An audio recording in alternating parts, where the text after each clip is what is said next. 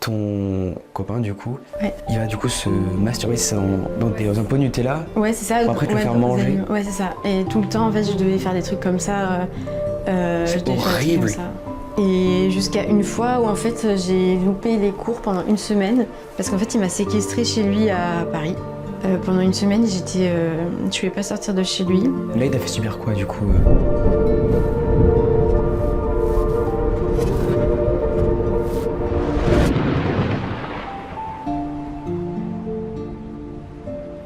Bonjour à tous, aujourd'hui on reçoit Samantha qui a vécu une vie assez horrible. Voilà, tu vas nous raconter dans cette vidéo toutes les histoires les plus affreuses que tu as vécues. Je sais même pas honnêtement comment j'appellerai cette vidéo, honnêtement, voilà, pour être transparent avec toi.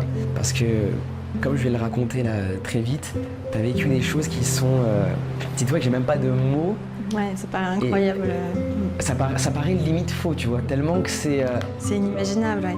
L'enchaînement est tellement horrible pour toi que non, honnêtement, je suis assez perturbé en vrai, tu vois. Désolé pour ma voix, je sors d'une maladie. Voilà, je précise ça aux gens comme ça, on est tout bon. Donc pour expliquer aux personnes, voilà, que t'as venu sur cette chaîne YouTube, tu écoutais du coup depuis quelques temps mes podcasts sur Spotify. Enfin, tu m'as découvert comme ça, comme tu me l'as raconté.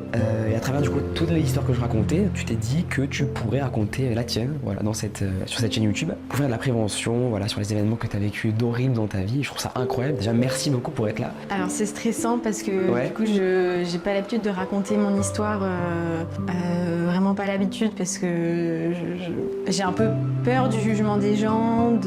Puis quand tu vis des choses un peu horribles, en fait, même si tu devrais pas avoir honte, bah t'as quand même une honte en toi. C'est assez bizarre, mais t'as ce truc là et du coup je raconte jamais mon histoire et là je suis vraiment contente de venir la raconter, de prendre le courage de le faire, surtout si ça peut aider des gens à sortir du silence, à faire les premiers pas vers un chemin de guérison, tout ça. Voilà, je suis contente d'être là pour ça. Mais merci, t'as été hyper courageuse et franchement je suis trop content que tu sois là. Oui, du coup j'allais y venir du coup. Donc tu m'as envoyé après ça un mail dans lequel voilà, tu m'as listé sans développer forcément toutes les histoires et les éléments les plus traumatisants que tu as vécu. Du coup dans ton mail tu m'as écrit que tu as eu une mère qui ne s'est jamais occupée de toi, que tu as eu un père violent avec les femmes, dont toi. Voilà, il t'a fait des choses horribles et il a eu des comportements envers toi incestueux. Ouais.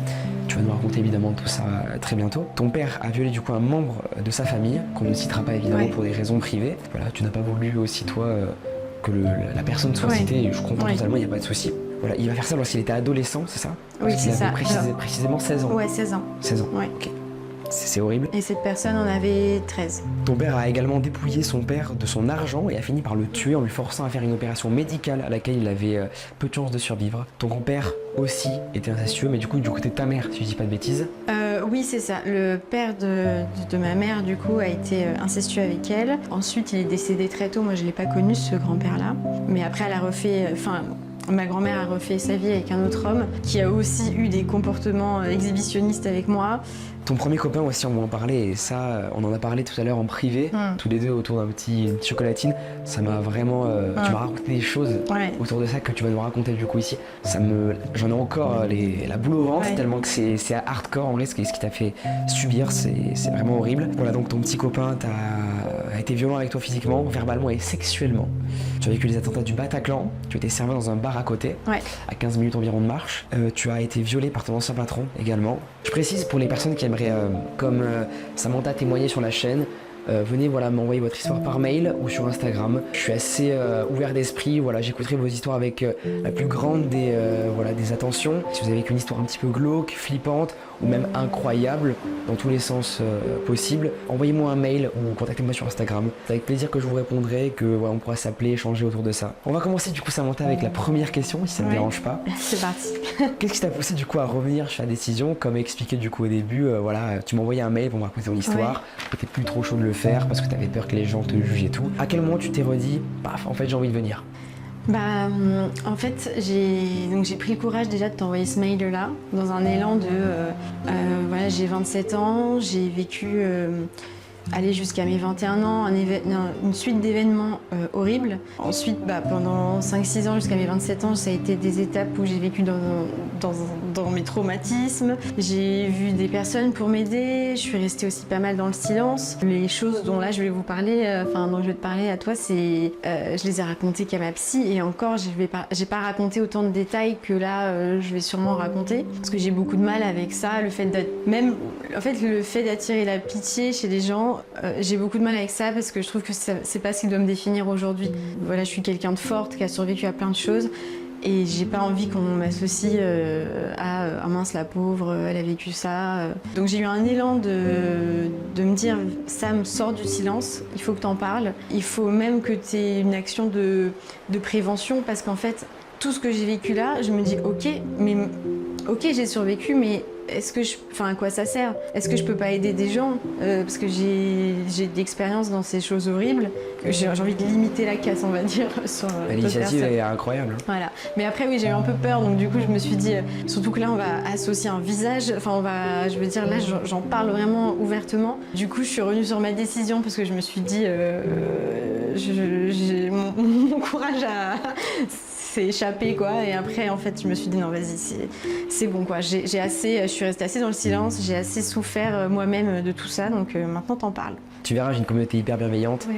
Je le précise évidemment quand même pour les personnes qui ne sont pas de ma communauté, qui me découvrirent avec cette vidéo. Soyez bienveillants en commentaire, c'est un témoignage hyper lourd, hyper aussi, tu vas te livrer vraiment à nous dans ta vie, dans tous les recoins les plus sombres de ta vie. Donc j'attends vraiment les amis le plus de bienveillance possible, et je vous fais confiance sur ça. Est-ce que tu peux nous parler de tes premiers souvenirs d'enfance? Est-ce que tu avais une vie de petite fille ordinaire?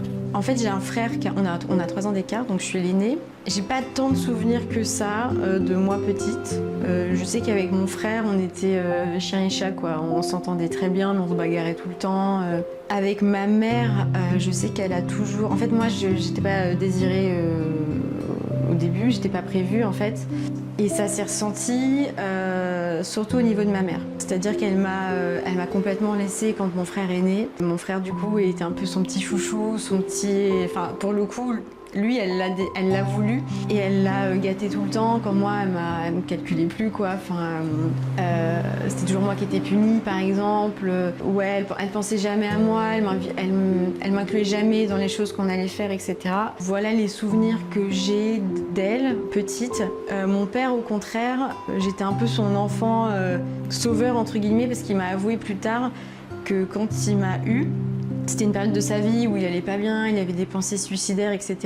Après, les seuls souvenirs que j'ai, c'est... en tout cas, quand je parle d'une vie familiale, mes parents sont restés ensemble jusqu'à mes 9 ans, 10 ans. Et les souvenirs que j'ai d'eux, c'est pas des bons souvenirs, en fait. C'est chaque fois qu'on faisait des anniversaires, des choses comme ça... ça partait dans les tours. Dès qu'on était invité chez des gens, après, ma mère, elle se faisait engueuler parce qu'elle n'avait pas bien réagi sur un truc. La moindre petite excuse, je sais que mon père pétait des câbles, était tout le temps en pleurs. Je me souviens aussi de quelques fois où je l'ai vu se faire frapper par mon père. Je me souviens d'une fois où en fait, je suis sortie dans le jardin. En fait, ils ont fait construire une maison en Normandie. Et en fait, il y avait une histoire où ils installaient les plaintes dans une pièce. Et je crois que les plaintes c'était numéroté ou je sais plus quoi. Et ma mère s'était trompée de numéro, mais un truc débile. De toute façon, en fait, il en fallait pas plus à mon père pour la tabasser, quoi. Ouais. Genre, tu fais chauffer la tasse de café au micro-ondes, 10 secondes de trop, tu t'en prends une. Non, c'était que des trucs comme ça. Et là, il y avait une histoire de plainte où en fait, ils ont commencé à s'engueuler. Alors, mon père a crié sur ma mère et ils m'ont dit de partir. Enfin, ma mère m'a dit d'aller dans ma chambre. Et en fait, à un moment, je suis ressortie de la maison et j'allais dans le jardin et j'ai vu ma mère en train de se prendre des coups de pied dans le ventre de mon père. Elle était par terre et à crier, quoi. Voilà, en se prenant des coups de pied dans le ventre. Donc j'ai des souvenirs un peu comme ça, voilà, de violence. Ouais.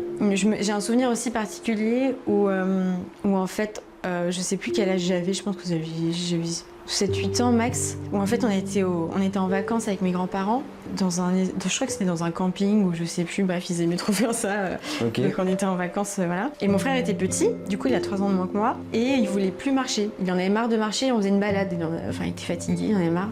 Et ma mère allait le porter. Et mon père lui a dit non, tu le portes pas, il marche. Donc de là, on commençait à avoir des tensions. Ma mère l'a quand même porté, parce qu'en fait mon frère pleurait, enfin tu vois le truc un peu... Donc pourtant t'avais mes grands-parents paternels qui étaient là. Et là mon père a commencé à frapper ma mère, il l'a mise par terre. Ma mère c'est un petit gabarit, tu vois, elle fait 1m55. Mon père il est plutôt, je crois que c'est 1m80, costaud. Puis il était militaire, donc il était bien, il était musclé et tout ça. Et en fait il l'a mise par terre. Et il a traîné ma mère par les cheveux sur toute l'allée en fait jusqu'au camping quoi. Il l'a traînée par les cheveux, enfin elle hurlait, il avait dit, la scène était horrible. Et arrivé sur le camping, mes grands-parents nous ont pris, mon frère et moi, ils nous ont mis sur une espèce de, je sais pas comment t'appelles ça, là, les auvents, tu sais quand tu mettais ta caravane, après tu peux mettre un... Bref, on était là mais c'était transparent tu vois du coup. Et je me souviens de mon père qui avait enfermé ma mère dans la tente et en fait il l'a frappée quoi. Donc c'est les souvenirs un peu que j'ai de mon enfance. Voilà, dans la violence, tu te souviens pas vraiment de moments de bonheur un peu, tu sais, des moments en famille, devant la télé, tu sais, en petit film d'horreur, non, jamais? Aucun. Déjà, on peut observer du coup, dès le début de ta vie, de la violence. À quel moment ta mère du coup va t'abandonner? Moi j'ai vécu chez elle jusqu'à mes 14 ans, 13 ans. Ensuite mon père a eu ma garde parce qu'en fait je voulais aller vivre chez mon père. Parce que la vie chez ma mère, donc elle habitait en Normandie, voilà. Et mon père à Orléans. Et en fait en Normandie, déjà je ressentais l'abandon chez elle par rapport à sa manière d'être avec moi, avec mon frère. Vraiment, moi je les voyais vraiment les deux contre moi quoi. Et en fait j'ai vécu aussi un truc assez traumatisant chez elle, quand j'étais chez elle, c'est que j'avais un cousin, donc côté maternel, avec lequel on s'entendait bien et tout. Et en fait, un jour, on part en balade. Tu sais, en gros, ma tante était venue manger chez ma mère et tout. Et nous, les enfants, on était partis se balader dans le quartier, quoi. Et en fait, mon cousin, qui a, je crois, 1 an de moins que moi, m'a forcé à lui faire une fellation. En fait, c'était... j'étais avec mon frère, mon cousin et une fille... qui n'était pas forcément une copine, mais en fait c'était une fille de mon école, mais un peu genre, tu sais, le garçon manqué, ou genre, si tu l'invites pas pour venir, elle va te frapper, quoi. Tu vois, t'avais un peu peur d'elle, okay, tu vois. Un peu sanguine, quoi. Genre, la pote un peu qui s'impose, tu vois. Donc on la croise, on va avec elle faire une balade. Et là, on se retrouve sur un terrain de tennis, on était tout seuls et tout. Et en fait, je sais pas, on commence à parler de les premiers bisous, les premiers machins, tout ça, et enfin, tu sais, comme des ados, qui découvrent un peu, tu sais, la sexualité, voilà, la vie et tout, ouais. En plus, elle a rencontré mon cousin pour la première fois, et elle lance un truc genre cap ou pas cap, ou une connerie comme ça, tu vois. Et moi, je faisais que des ou non, action ou vérité, et puis je faisais que des vérités, ou je sais plus. Et en fait, je sais plus comment on en est arrivé là, mais elle a eu un cap ou pas cap de elle faire une fellation à mon cousin. Et j'étais mais pas du tout, enfin, genre, fais pas ça, non, tu vois, j'avais 13 ans, ça m'a paniqué, quoi, vraiment. Et en fait, ce qui s'est passé, c'est que elle, donc un peu costaud, un peu garçon manqué, il y a eu un mouvement de foule, ou je sais pas comment expliquer ça. Elle a eu un excès de violence, mais comme elle avait d'habitude, parce qu'elle était comme ça, elle m'a pris les bras par derrière. Elle m'a mis un coup de pied dans les genoux pour que je me baisse, et mon cousin m'a forcé à lui faire une fellation, quoi. Donc ça a duré, je sais pas, peut-être 10 secondes, 20 secondes, j'en sais rien, mais c'était horrible. Et mon frère était mort de rire à côté. Ton frère était mort de rire à côté? Ouais, mais en fait, je sais pas, il devait avoir 10 ans, je sais même pas s'il réalisait pas, je pense, tu vois. En fait, et tu sais, quand t'as des mouvements de... Des fois, t'expliques pas l'euphorie, le truc général, tu vois, L'éducation, mais c'est pas possible. Comment c'est possible de... Mais en fait, et puis il y avait ce truc-là où mon frère était ligué contre moi avec ma mère, tu vois. J'avais l'impression qu'ils souhaitaient mon mal, les deux, parce que en plus, vu que moi j'étais un peu la fille de mon père, tu vois, parce que j'étais un peu sa princesse, ce truc-là, ma mère, elle détestait mon père. Et du coup, j'avais l'impression qu'elle retournait un peu aussi mon frère contre moi, tu vois, en mode non mais tout ce qu'elle dit c'est parce que mon père lui a dit de dire ça, elle pense pas par soi-même, non elle ressemble trop à ton père, machin, tu vois. En fait j'étais vraiment le vilain petit canard de la famille, quoi, enfin en tout cas de mon frère et de ma mère. Et du coup bref, dans cette scène là, t'as mon frère qui rigole, l'autre derrière qui me tient, mais j'avais mal, tu vois, et puis mon cousin du coup qui était en train de faire ça, enfin horrible. Pour te dire à quelle fois je me sentais mal, c'est vraiment pas drôle ce que je vais dire non plus, mais désolée si j'en parle avec légèreté, mais vraiment ça m'aide à pas être en train de chialer, tu vois. Mais j'avais fait carrément une lettre de suicide à 12-13 ans, où je disais que je pouvais pas, que la vie auprès de ma mère et de mon frère c'était trop dur, que chaque jour c'était horrible. Et en fait, je prends un couteau de cuisine en bas et j'essaye de me tailler les veines. J'ai encore une cicatrice là qui se voit légèrement. J'ai un petit tatouage par-dessus d'ailleurs. À cause de l'événement que tu as vécu avec ton cousin? Bah, y a de ça, il y a aussi vraiment la vie que je menais entre mon frère et ma mère Puis il me faisait des coups, franchement, genre il venait le soir dans ma chambre pour me faire peur, tu vois, quand je dormais. Je te racontais tout à l'heure pendant un café que je faisais des insomnies tout le temps. Il y a aussi parce que depuis le début j'ai été traumatisée, tu vois, d'être dans une pièce noire. De chaque fois il m'arrivait des trucs horribles. Et donc bref, il me menait la vie super dure. Donc je fais cette lettre de suicide et en fait, ce qui est dingue, j'en ai pas jamais reparlé à ma mère depuis, mais c'est que cette lettre, je l'ai laissée dans ma chambre, j'ai laissé le couteau. Et en fait, ma mère, un jour, elle est rentrée. Et donc moi, j'arrivais pas. Et en plus, je veux dire, quand t'es enfant, que t'as 12-13 ans, tu vois que ta fille, elle a des bandages là. Tu te poses des questions. Ma mère, tu lui en parles et tout, et tu la rassures. Aucune question. Elle s'en foutait, mais ça m'étonnait même pas, tu vois. Et elle trouve le couteau de cuisine dans la chambre. Et j'avais la lettre en évidence, tu vois, dessus, parce que c'était aussi un appel à l'aide, en fait, tu vois. Et là, elle m'engueule en me disant, tu prends pas le couteau, mets les choses à sa place. En gros, tu me fais chier à déplacer les trucs, tu vois. Et j'étais là, mais ça m'étonnait même pas d'elle, tu vois, la connaissant. Mais vraiment, dans ma tête, j'étais là, mais c'est pas possible. Et donc, à 13 ans, je pars vivre, 13-14, je me souviens, c'était ma troisième. J'ai fait ma troisième chez mon père. Donc, avant de partir, en fait, ma quatrième, j'ai fait n'importe quoi. J'étais une super bonne élève, hein. J'ai toujours été une super bonne élève, toujours eu des bonnes notes. Même dans mes études supérieures, j'ai toujours été très bonne élève. Mais là, la quatrième, j'ai fait n'importe quoi. J'ai commencé à me droguer, à fumer, à boire de l'alcool en cours et tout. Mais parce qu'en fait, j'en pouvais plus d'être l'aînée qui devait être parfaite. Enfin, j'étais un peu la fille fantôme. À la maison, on me respectait pas. Je devais pas faire de bruit, je devais pas déranger, tu vois. Enfin, à chaque fois que je faisais un bruit, j'étais punie. À chaque fois que je faisais quoi que ce soit, mon frère ou ma mère, ils étaient méchants avec moi. Donc en fait, j'étais un peu un humain fantôme à la maison. Et pourquoi je dis ça parce que la quatrième, j'ai pété un câble, j'ai fait n'importe quoi, j'ai fait que des bêtises. Je voulais qu'on me remarque, en fait, j'en pouvais plus, tu vois. C'était juste des appels à l'aide. J'étais exclue, j'avais des heures de colle, tout ça. Et ça a un peu marché parce que du coup, ma mère m'a dit j'en veux plus. Elle a dit à mon père tu la prends chez toi. Donc de là, je suis partie chez mon père. Et là, ça a été une autre histoire. Là, en fait, j'ai quitté un milieu où j'étais très très mal. J'étais pas bien dans ma peau, tout ça. En fait. J'étais seule, j'en avais marre. À un milieu où je suis partie dans la violence. C'était une autre violence. Chez ma mère, c'est de la violence plutôt psychologique. Et après, c'était physique avec ton père. Ouais, physique et psychologique. Il y avait les deux. Mais quand même. Est-ce qu'à l'heure actuelle, tu reparles à ta mère, même s'il y a eu tous ces événements horribles avec elle? Ouais, donc en fait, ma mère, donc quand je suis partie vivre chez mon père à mes 13 ans, 14 ans, bref, pour faire ma troisième, on a arrêté de se parler. Parce que mon père, en tant que bon manipulateur, il isole la famille, que ce soit de ses femmes, de tout son entourage. Voilà, lui, sa première étape chez les personnes, c'est isoler du cercle familial. Donc moi, ma mère, même si je m'entendais pas très bien avec elle, il a mis un point d'honneur sur le fait que je la voyais plus. Voilà, il m'a un peu retourné le cerveau contre elle aussi. Donc à partir de ma quatrième, je l'ai plus vue. Ensuite, je l'ai vue une fois à mes 18 ans. Parce que en fait, j'étais à la rue. Après mon lycée, je savais pas quoi faire. J'avais plus de contact avec mon père, mais ça, on en parlera. Puis en même temps que j'ai mon premier copain méga violent. On en parlera, mais je l'avais revu une fois à ce moment-là.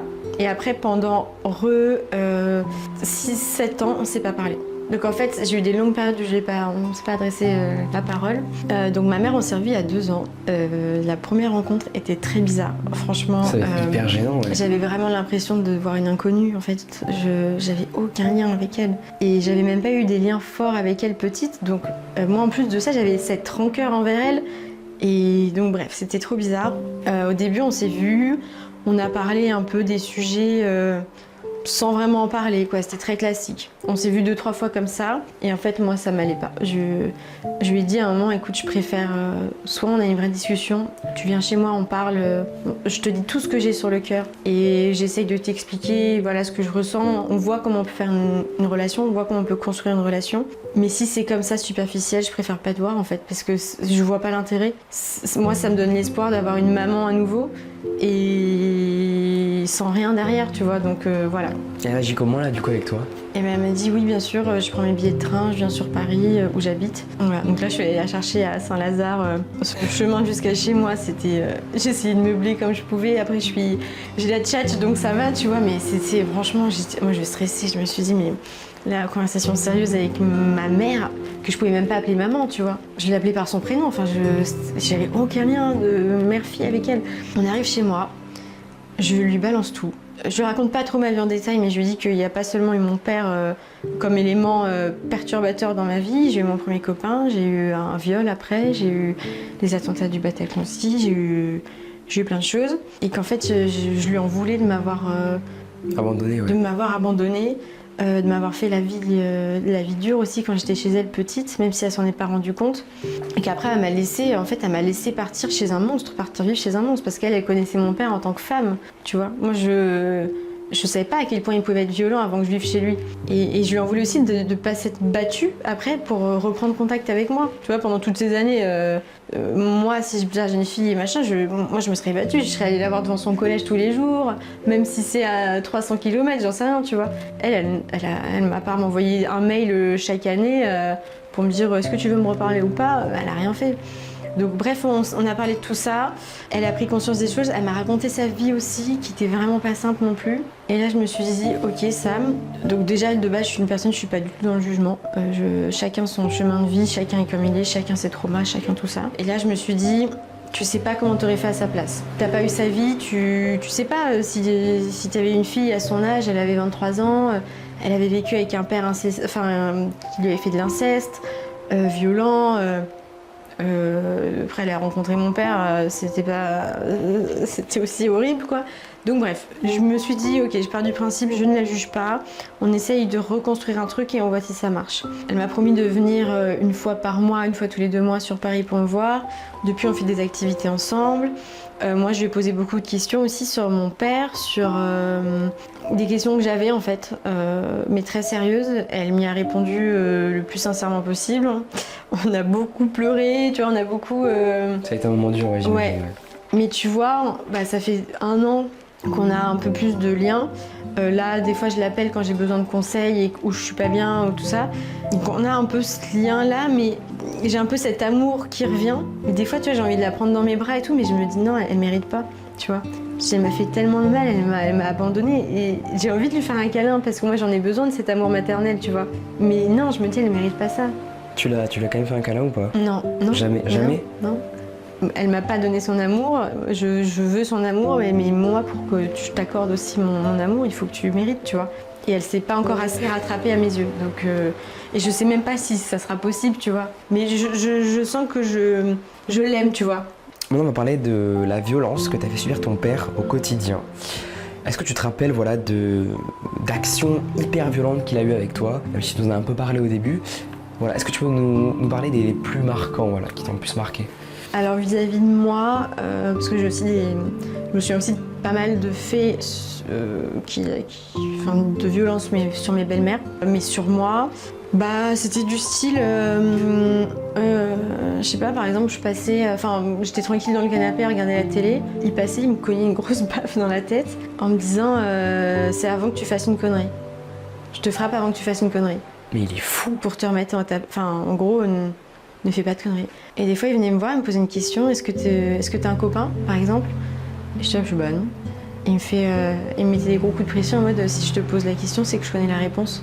Et il me frappait. Et alors que j'avais pas de copain, et même si j'avais un copain, j'aurais pu le dire. Ce que tu veux. C'est pas grave, tu vois. Une fois, putain, elle est horrible cette fois, parce que ça montre à quel point c'est un lâche.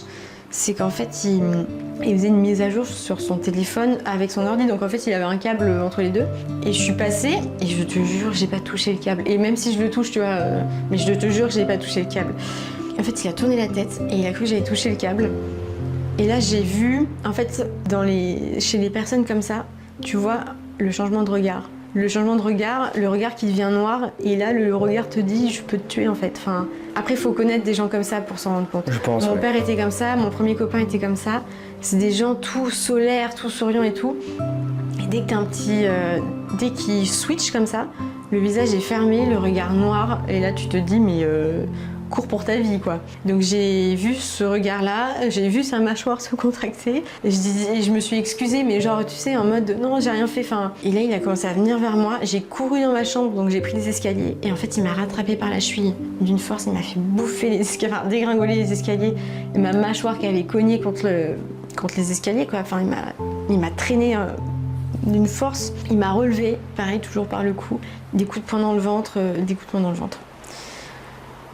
Et il m'a dit, tu montes dans ta chambre. Et en fait, je suis montée dans la chambre et je me souviens que j'avais trop mal en montant les escaliers. Tu vois, j'avais mal au ventre. Enfin, quand on te frappe dans le ventre, je sais pas, t'as un organe là qui... Tu sais, ça te plie en deux. Enfin, et j'étais comme ça, j'arrivais pas à monter dans ma chambre. Et je ferme ma chambre, qui ne fermait pas à clé, hein, bien sûr.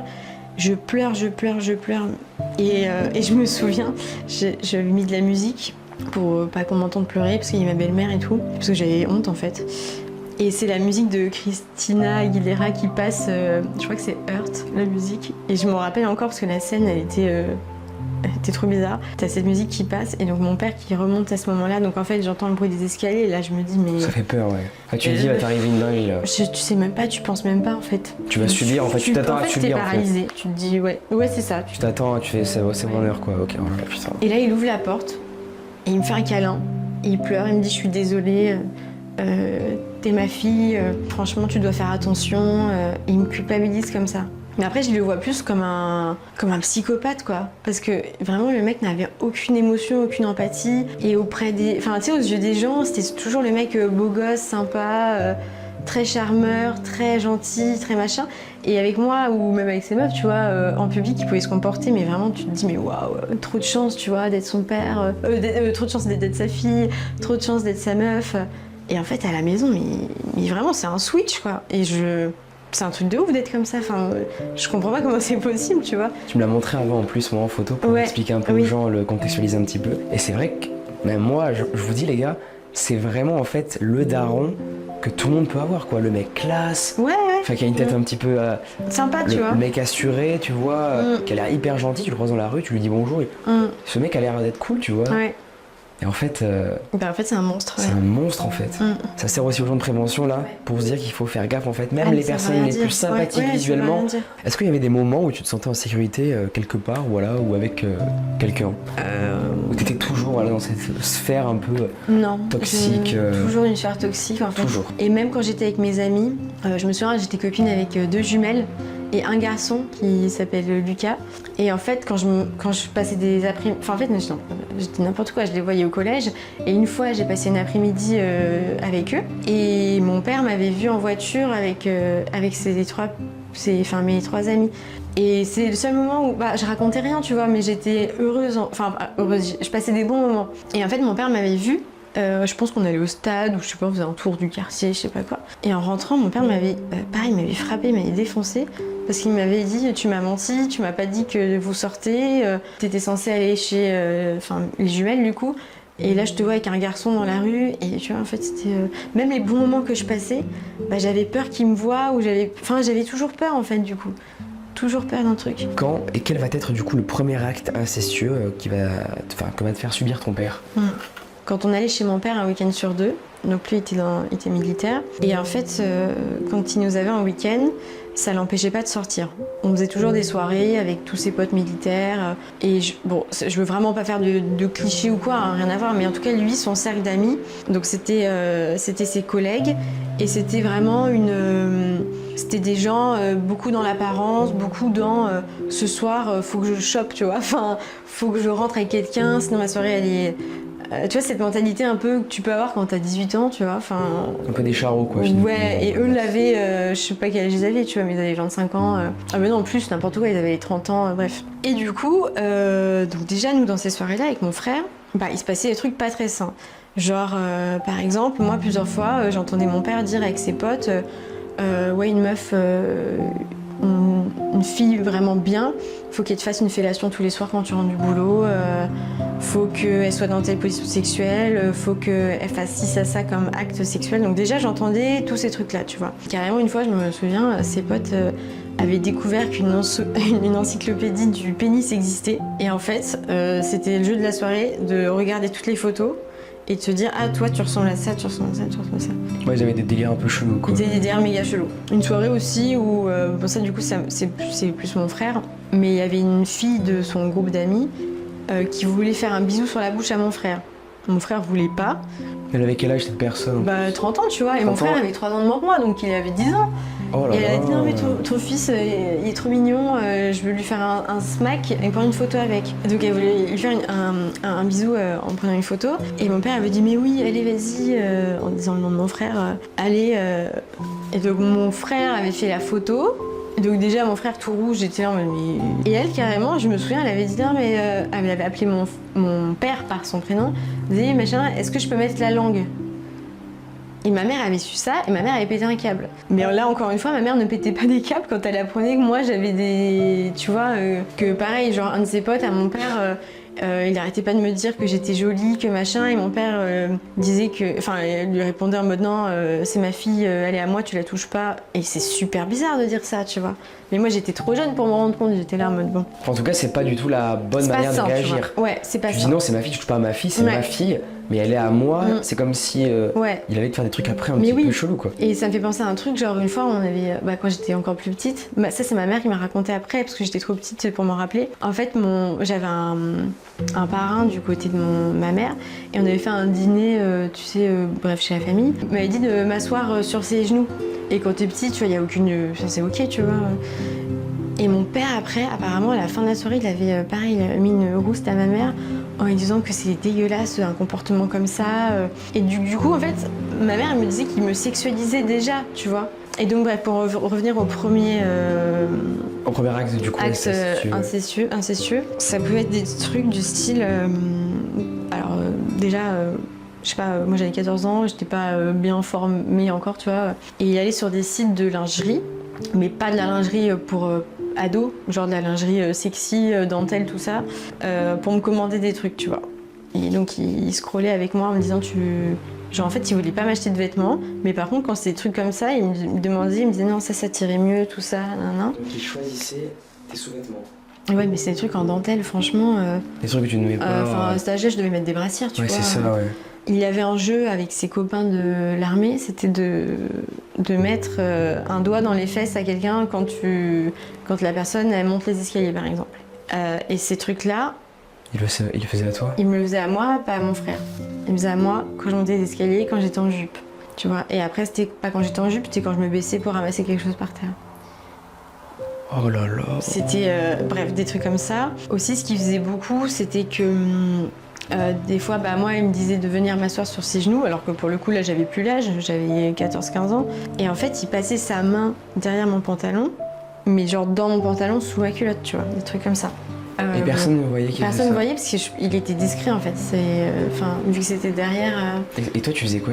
En fait, moi, je... Tétanisé, non? Tétanisé, puis tu sais pas comment réagir, c'est ton père, en fait. Tu te dis...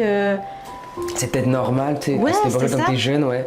Et je me souviens d'un truc, par contre, qui m'avait... là où vraiment je m'étais sentie mal à l'aise, je sais pas où étaient mon frère et ma mère, mais j'étais un week-end chez mon père, il habitait à Saint-Cyr-l'École, à côté de sa base de l'armée là. Je sais pas, il était sûrement parti, je sais pas où, et j'étais seule avec mon père à l'appartement.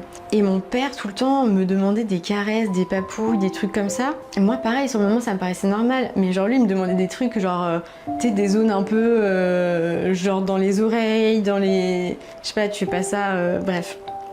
Mais bon, ok. Et il faisait des bruits chelous en même temps. Je suis désolée si je rigole, c'est nerveux, mais voilà. Ouais, non, mais t'as le droit, t'inquiète. Et en fait, à un moment, il me demande de lui faire un massage. Et donc je suis là en mode ok, je voulais pas, mais bref, ok. Et c'était pas un massage en mode il est sur le canapé, moi je suis derrière lui, machin. C'est un massage dans son lit. Il enlève vêtements en caleçon, avec de l'huile et tout, tu vois. Je lui fais un massage, tout ça. Il me dit des fois d'aller plus bas, sur des zones qui sont au niveau de son caleçon, d'appuyer plus, tout ça, enfin bref, et puis il faisait toujours ces bruits bizarres. Après, il me demande à moi, il me dit, c'est à mon tour, je te masse.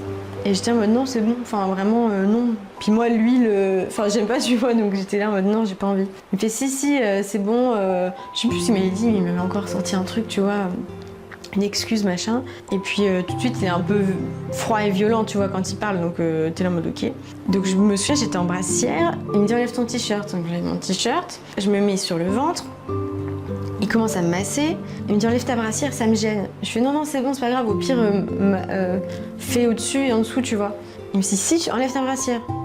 Et donc j'étais là en mode j'enlève ma brassière, mais en même temps, tu sais, j'avais rien, mais je me cachais, tu vois, parce que c'était. Enfin, j'ai commencé à être c'est normal, tu c'est vois. ton intimité à toi, t'as raison. Ouais. Et en fait, donc il me masse, donc moi j'étais. Et là, je me souviens de ce moment de gêne parce que, tu sais, quand t'es en train de te faire masser, là, j'étais pas du tout détendue, les yeux fermés, j'étais genre yeux ouverts en mode tendu, tu vois, genre vraiment tendu. Et il descend et tout, et en fait il descend,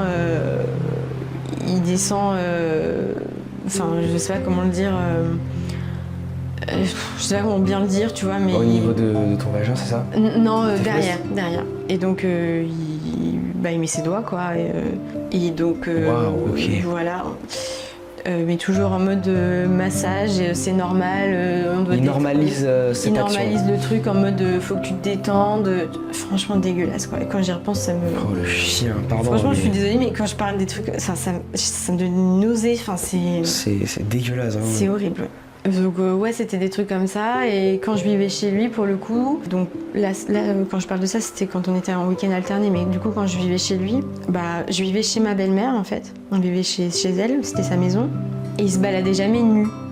Et en fait, quand elle était pas là, si tu veux, le salon était au centre de la maison. Sa chambre et la salle de bain étaient à droite au fond d'un couloir. Ma chambre était en haut. Et en fait, on avait un truc pour étendre le linge en haut. Et lui, il passait toujours de la salle de bain. Déjà, il prenait toujours, à chaque fois, il prenait des douches quand ma belle-mère n'était pas là. Enfin, je veux dire, à chaque fois, comme par hasard, tu vois. Et il passait toujours nu, sans se protéger ou quoi.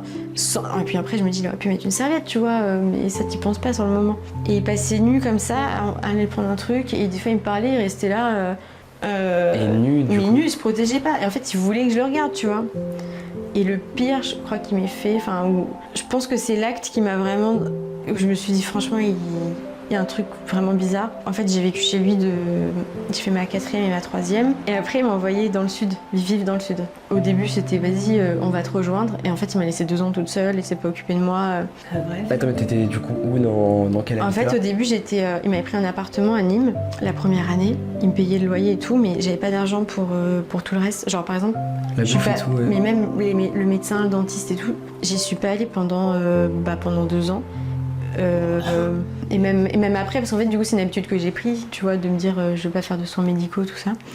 Et donc, une fois, il était venu me voir dans cet appartement. Et donc, au tout début, la première année où j'étais dans le sud dans cet appartement, il est venu me voir 2 fois. Et moi, c'était une période super compliquée parce que ma demi-sœur, elle venait de naître. Je m'étais super attachée à elle parce qu'en fait, je m'en occupais quand il tabassait ma belle-mère et tout ça. Moi, j'allais chercher ma demi-sœur et je m'en occupais. Donc, en fait, j'avais un lien très fort avec elle. J'étais dans le sud toute seule, j'étais coupée d'elle. Déjà, je le vivais super mal. Et lui, il est venu me voir 2 fois. Une fois pour aller voir une maîtresse qu'il avait dans le sud. Et la 2e fois, pareil, pour aller voir cette maîtresse.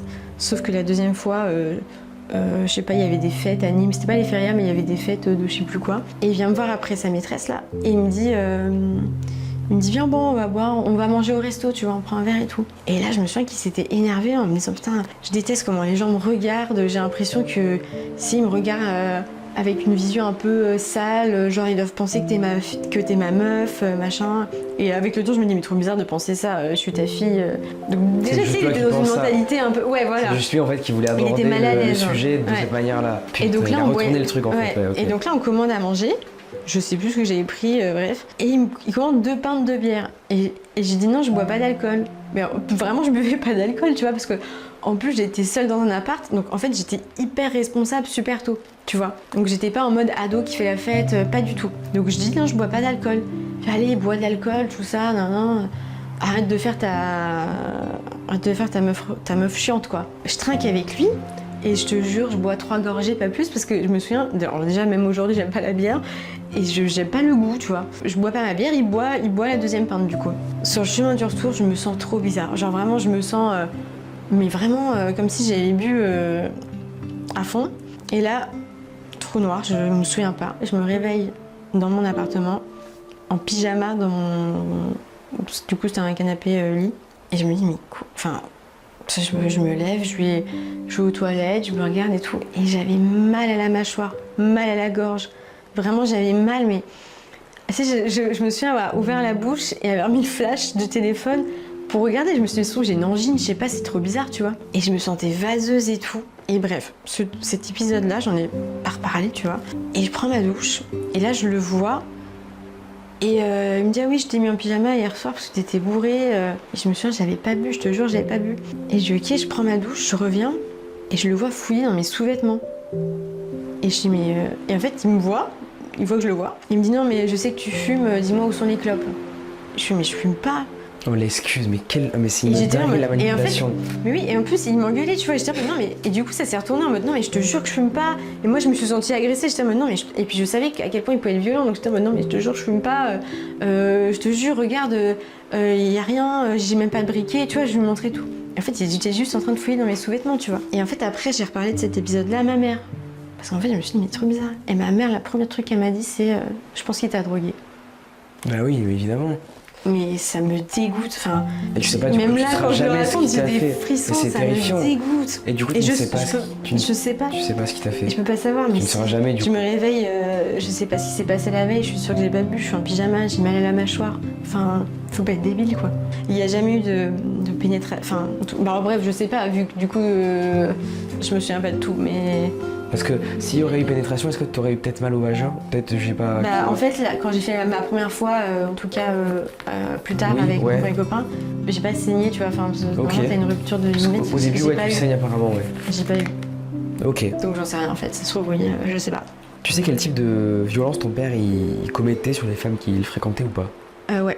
Parce qu'il en a eu combien après d'autres femmes du coup? C'était un peu, comme tu me l'as dit, un charreau? Des sérieuses, alors je me souviens qu'il y en a une, mais pareil, on était toujours en garde alternée à ce moment-là, donc je l'avais pas beaucoup vue. Je me souviens que des fois elle s'enfermait dans sa chambre et lui il cognait contre la porte en mode tu m'ouvres ou je vais te tuer. Et après il revenait tout calme en mode non mais ouvre-moi, je suis désolée. Et donc je me souviens qu'elle elle avait très peur, mais je me rappelle pas avoir vu de choses de coups, tu vois. Et la personne chez qui j'étais quand j'ai vécu 2 ans chez lui, avant d'être dans le sud, là je me souviens, c'était horrible. Toutes les nuits, c'est aussi peut-être pour ça que je fais des insomnies encore aujourd'hui, mais toutes les nuits, je me faisais réveiller par les engueulades, par les coups. Moi j'étais à l'étage, mais je te jure, j'entendais des coups parfois dans les murs, j'entendais elle en train de... Pas de crier, mais tu sais, un peu étouffée quoi, enfin je sais pas ce qui se passait, mais carrément une nuit il est venu me chercher, il m'a dit on va à l'hôtel, on s'en va, on va à l'hôtel. Et je me suis dit mais qu'est-ce qui se passe, genre elle a appelé la police, tu vois. Mon père il fuit pas face aux femmes, tu vois, il les maîtrise jusqu'au bout. Donc je me suis demandé ce qui s'était passé cette nuit-là. Un jour aussi, un matin du coup, j'ai vu ma belle-mère avec un coca sur le visage.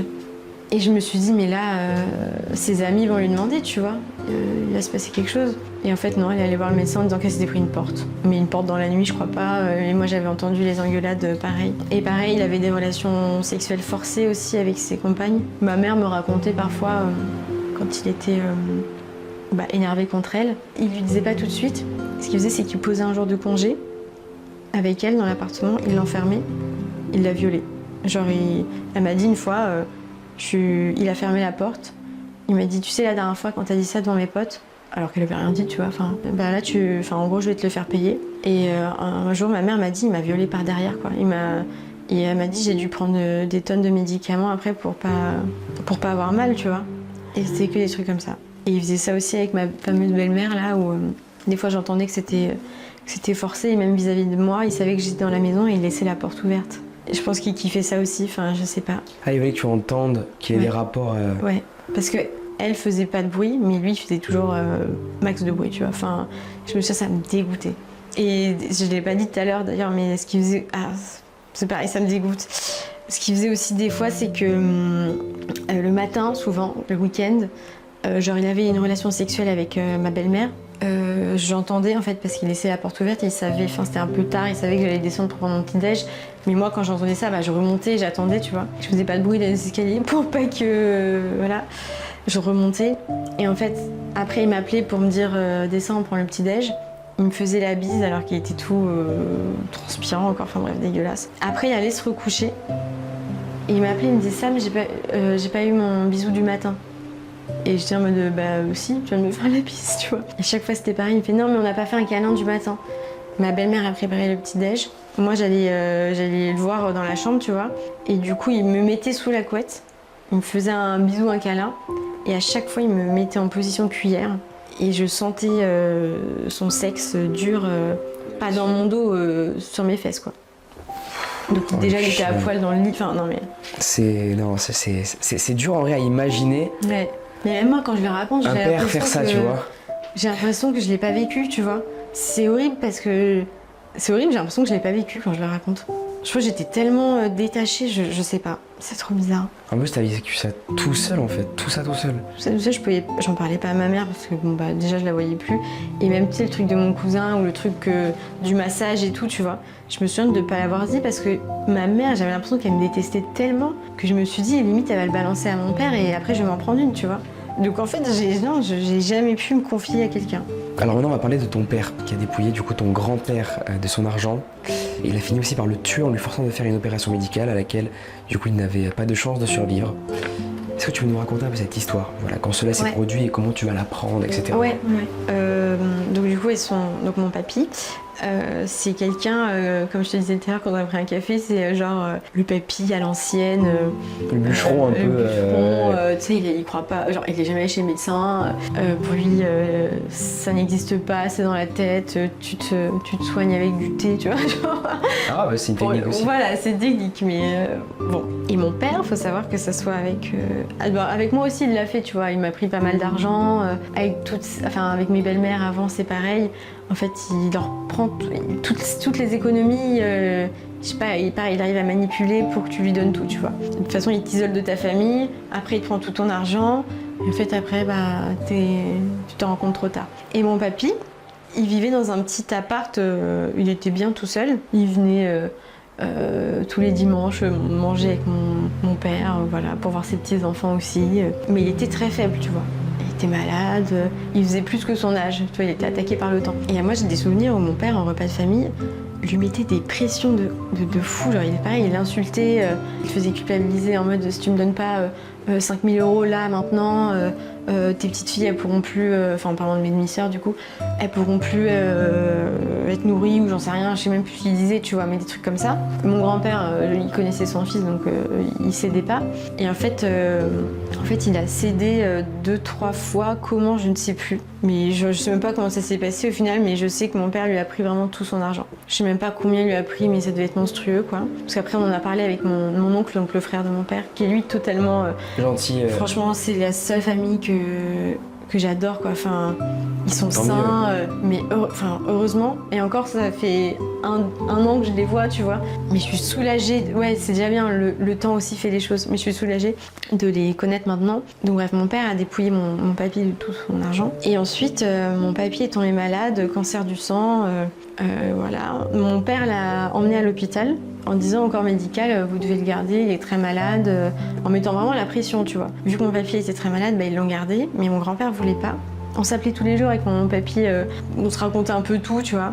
Mais il me parlait jamais de mon père. Je pense qu'il en avait peur, en fait. Tout le monde a peur de mon père, donc personne n'en parle. C'est ça qui m'énerve aussi, quoi. C'est que je pense que c'est un gourou, en fait. C'est vraiment. Ça, il y a une emprise sur tout le monde, psychologique. Ouais. À chaque fois, je me dis, la peur, elle doit changer de camp. C'est un truc qu'il faut se dire tout le temps, même si on n'a pas le courage et tout, il faut se dire ça, quoi. C'est pas à nous d'avoir peur des représailles, en fait, c'est à eux d'avoir peur. Donc, je vais le voir à l'hôpital, je mets mon masque, tout ça, au bout de la pièce, et il me dit, on parle et tout longtemps, je pense que je reste 2 heures avec lui. Et il me dit qu'il veut pas se faire opérer, qu'il veut sortir de là, il en a marre, il veut pas faire les fêtes ici de fin d'année. Quand je quitte la pièce, je me souviens très bien de l'image que j'ai de mon papy où je le regarde. Et c'est horrible, j'ai l'impression que je savais que c'était la dernière fois que je le voyais. Je sais pas, c'était étrange. Et là, on m'envoie un texto le 26 décembre pour me dire... mon père m'envoie un message le 26 décembre pour me dire ça. Puis mon père, quand il envoie des messages, je suis très limite, il va te mettre un cordialement à la fin, tu vois. Sache que ton grand-père est décédé ce matin suite à son opération, comme prévu Je sais quoi. Donc déjà, je sais pas trop comment réagir. Je me dis, mais quelle opération, tu vois. Et en fait, donc, on fait son enterrement après. Et c'est là que j'ai repris contact avec mon oncle. parce qu'on s'est revus. Et en fait, j'ai appris que mon grand-père voulait pas faire cette opération et je le savais, j'en étais sûre. Mais j'ai appris que pour faire cette opération, il fallait que mon papy signe un papier, tu vois, qui dit qu'il est consentant à faire cette opération, ouais. Ok. Et que mon père avait signé aussi ce papier. Donc en fait, ce qui s'est passé, c'est que mon père l'a forcé à faire cette opération. On en est tous sûrs, tu vois. Et pendant cette opération, je sais plus combien, enfin, tu sais, c'est en pourcentage, mais en fait, mon papy avait pas de chance de survivre à ce truc-là. Enfin, il était trop faible pour survivre à une opération. Et moi, mon papy m'a toujours dit qu'il voulait mourir tranquille chez lui, pas du tout comme ça. Donc il fait cette opération, il décède. Et genre dans l'après-midi, tu vois, l'opération était le matin. Je sais rien, je vais te dire une connerie, mais il est mort, il est décédé à 13h. À 13h30, avant d'aller à l'hôpital, mon père va pas à l'hôpital, il va chez mon grand-père prendre le reste de ce qu'il peut trouver, de l'argent, des trucs de valeur. Il repasse même pas à l'hôpital. Il va dépouiller son appart. Et même, tu vois, sur son héritage et tout, je sais que... Enfin, du coup, on n'en parle pas trop avec mon oncle parce qu'il veut pas... Enfin, il est plus réservé sur cette partie-là et je pense qu'il veut pas avoir de problème et tout. Tout le monde craint mon père tellement que du coup, personne n'ose rien faire contre lui. Puis tout le monde sait qu'il a pas de limite, en fait. Donc si demain tu vas porter plainte contre lui, le mec il va pouvoir inventer un truc de ouf et je sais pas, il arrive tellement à retourner son petit monde que tout le monde a peur de lui. Même sur l'héritage, il fait encore n'importe quoi et il essaye de prendre le moindre truc qui reste. Comment tu le décrirais? Est-ce que pour toi c'est un pervers narcissique, un psychopathe, un tueur? Parce qu'il a quand même, en vrai... Franchement, moi je me suis toujours dit, si demain j'apprends que mon père a tué ma belle-mère ou a tué quelqu'un, mais ça m'étonnerait pas du tout. Vraiment, je te jure, je serais pas étonnée. Mais du coup, après, je suis pas experte dans les termes, tu vois, je me suis pas assez renseignée sur ce que t'es un pervers narcissique, un psychopathe, tout ça, mais pour moi, il a tous les vices, quoi. Il coche toutes les cases, j'ai l'impression. Enfin, les gens, n'hésitez pas à nous dire en commentaire, vous, ce que vous en pensez de son cas un petit peu psy. Mais en tout cas, moi, je suis pas assez calée là-dessus, mais c'est... Là même, honnêtement, c'est pour ça que je demande aux gens. Peut-être que les gens seront beaucoup plus calés que nous. Mais ouais, non, là, il coche quand même pas mal de cases. Ouais. Oui. Est-ce que tu vas essayer de dénoncer ton père à la police, même ou à des adultes? Ça va un peu avec ce que je disais tout à l'heure, dans le sens où tout le monde le craint et personne ne fait rien, etc. Moi, en fait, je vais pas mentir, j'ai encore un peu peur de lui, tu vois. Genre, quand je retourne dans la ville où il habite, tout ça, j'ai un peu peur de le croiser. Donc, je pense que je vais aller porter plainte. Ma mère, du coup, m'a proposé son aide. Elle m'a dit qu'elle pouvait témoigner avec moi, qu'elle pouvait m'accompagner. Parce qu'en fait, j'ai super peur d'aller à la police, d'aller porter plainte. En fait, j'ai peur du côté un peu inhumain du truc, où qu'on me dise oui, bah là, vous me racontez ça, mais en fait, vous avez des preuves. Et j'ai trop peur de ça. J'ai trop peur de mal réagir, parce que j'ai déjà au fond de moi ce sentiment d'injustice. Et du coup, j'ai peur de me le prendre comme ça, pleine face, par justement la justice, tu vois. J'ai vraiment peur de ça, donc je le ferai pas toute seule. T'as des preuves ou pas, du coup, ou non J'ai les témoignages de tout le monde, quoi, de ma mère, okay. de mes belles-mères, mais c'est pareil, je pense qu'elles sont... Enfin, pas ma mère, mais mes belles-mères, tu vois, j'ai essayé d'en recontacter une, là, il y a pas longtemps, par courrier, parce que j'avais pas son numéro, tout ça, et elle m'a jamais répondu. Je pense que si je creuse, je pourrais recueillir les témoignages, mais il faut vraiment du courage aux gens pour parler, pour dénoncer une personne comme ça qui peut te faire beaucoup de mal. Parce que, mon père... Si demain il apprend que je l'ai dénoncé à la police et tout, il est capable de trouver mon lieu de travail, de venir sur mon lieu de travail, soit de balancer des fausses accusations ou de venir juste me frapper, tu vois. Ou même faire pire, hein, ouais. Ce qu'il a déjà fait. Bah oui. Je me dis, écoute, j'essaye de vivre pas trop dans la peur et en fait, arrivera ce qui arrivera, tu vois. Moi, j'en peux plus de vivre dans le silence et de garder tout ça pour moi. C'est juste horrible, quoi. T'as bien raison, déjà là c'est bien d'en parler. C'est vraiment une preuve énorme de courage là, vraiment. Ouais. C'est incroyable et tu verras, les gens te diront ça aussi. Écoute, on espère que la plainte va aboutir, être... Ouais, c'est ça, exactement. C'est ma prochaine étape, ouais. Franchement, je travaille beaucoup sur moi là pour déjà vivre avec mes traumas, aller mieux, tout ça.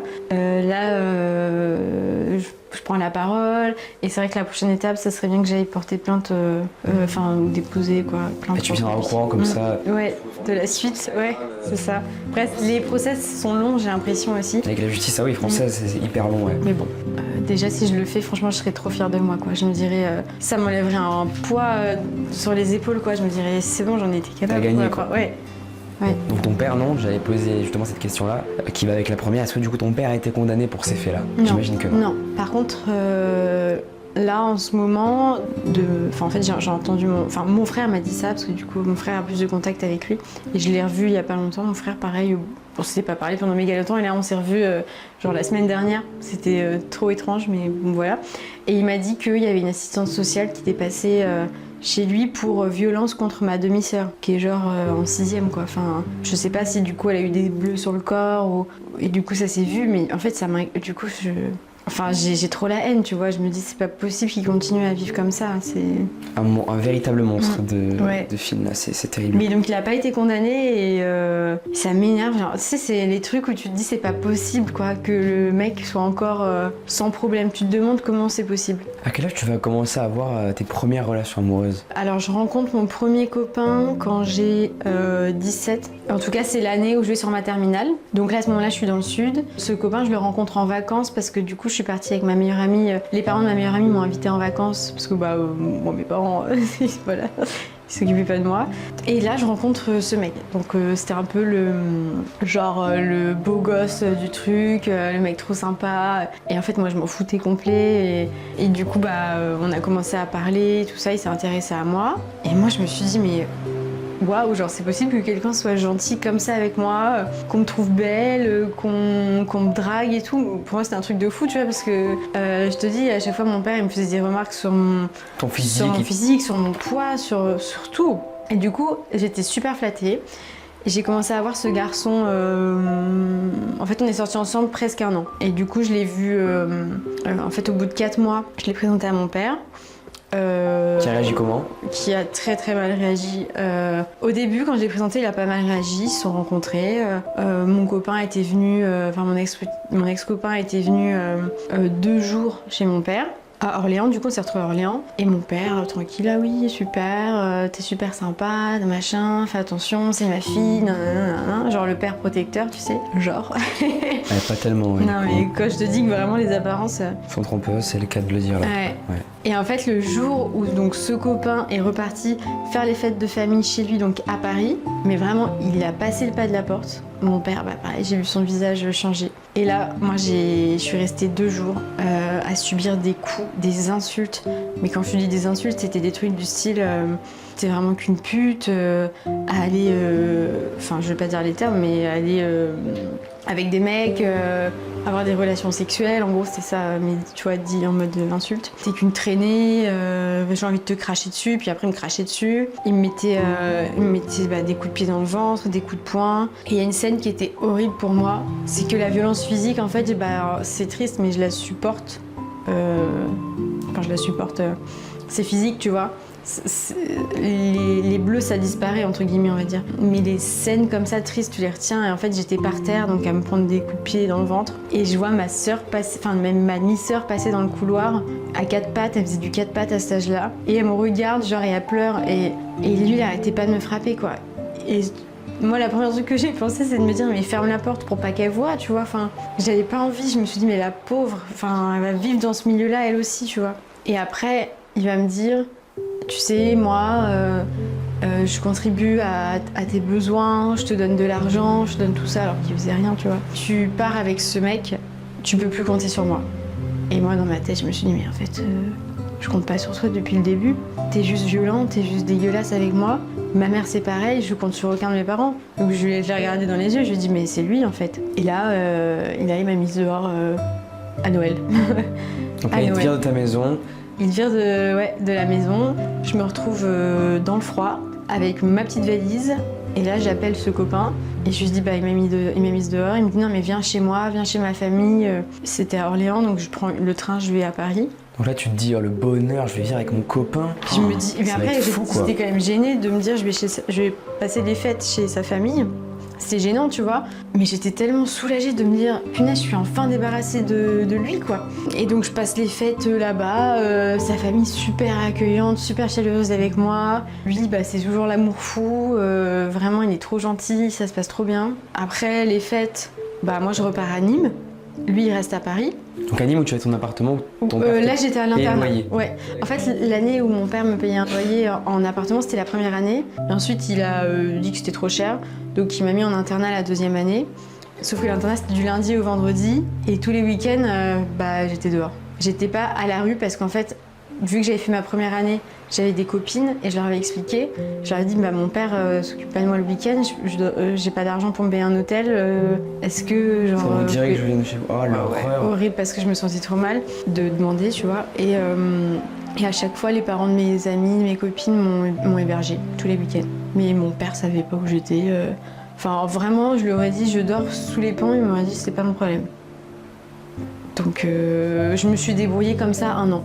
Après, mais jamais, du coup, il m'est rien arrivé, tu vois, les week-ends ou quoi, mais j'ai vraiment eu de la chance d'avoir eu des amis, et les parents de mes amis prêts à m'accueillir. Qui ont compris, qui ont accepté surtout, incroyable. Hein. Bon, on les remercie du coup ici s'ils regardent cette vidéo. Bon. Ouais, j'avoue. Ouais, s'ils tombent sur la vidéo, en vrai, merci à vous parce que du coup, ils ont sauvé tous tes week-ends, quoi. Ouais. Bah ouais. Incroyable, parce que tu serais du coup retrouvé sans abri en fait, c'est ça? Ouais, du coup, du vendredi soir au lundi matin, j'aurais eu 3 nuits dehors, quoi. Ça va être quoi les premiers signes de violence que tu vas discerner dans ta relation avec ton premier copain? Suite au fait que j'ai été coupée dans les contacts avec mon père, là il a commencé à changer le visage. C'était au début des crises de jalousie pour rien.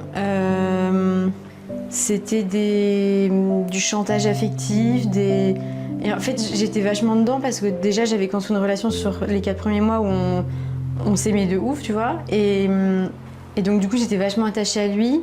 Et en fait après petit à petit il a commencé à inverser le truc. Du coup c'était moi qui étais à fond avec lui et lui qui me faisait la misère, quoi. Et du coup il savait que j'avais pas d'attache, ni de parents à qui me confier, ni d'amis vraiment à qui je pouvais tout dire, que j'avais pas confiance en moi, tout ça. Et il a commencé, comment ça a commencé, c'est qu'au début en fait lui quand il venait à Nîmes, il prenait une nuit d'hôtel. Parce que du coup, vu qu'on n'habitait pas dans la même ville, il prenait une nuit d'hôtel. Et en fait, on faisait comme ça les 4 premiers mois. Sauf que sexuellement, il m'a jamais rien demandé. Et puis même moi, j'étais pas prête, tu vois. T'avais quel âge à ce moment-là? J'avais, du coup, c'était... 17 ans, c'est ça, non? Ouais, 17, ouais. Oui, 17. T'étais encore mineur? Ouais, c'est vrai. Et lui, avait quel âge? Alors lui, il en avait 19 ou 20. Ok. Ouais, il était un peu plus âgé. Ok. Et du coup, c'est dans ces nuits d'hôtel-là qu'a commencé la violence. Au début, c'était des rapports où j'avais pas trop envie. Et en fait, il forçait le truc parce qu'en fait, physiquement, il était super grand, très costaud. Enfin, il devait faire 1m80, 90, une centaine de kilos, tu vois. Il me forçait à faire des trucs comme ça, mais j'acceptais. Enfin, j'avais pas envie, mais j'acceptais, tu vois. Et ça a commencé comme ça. Donc au début, c'est de la violence sexuelle. Et après, du coup, quand j'allais chez lui sur Paris, alors là, ça a dégénéré complet, quoi. Là, du coup, en fait, je me retrouvais chez lui, enfermée. Au début, c'était des coups, parce que, selon lui, j'avais regardé un mec dans la rue, ou j'en sais rien, des excuses pourries comme ça. Alors que lui, tu vois, clairement, se permettait d'aller draguer des filles devant moi, de prendre leur numéro et tout. Ouais, pour lui, c'était pas grave, lui, il avait le droit, tu vois. Je me souviens une fois où il était parti demander à des meufs sur la plage d'aller lui mettre de la crème solaire dans le dos. Mais il me regardait en mode vraiment pour me faire du mal et j'étais là en mode mais c'est horrible, genre c'est pas possible. Et bref, donc les coups ont commencé comme ça chez lui.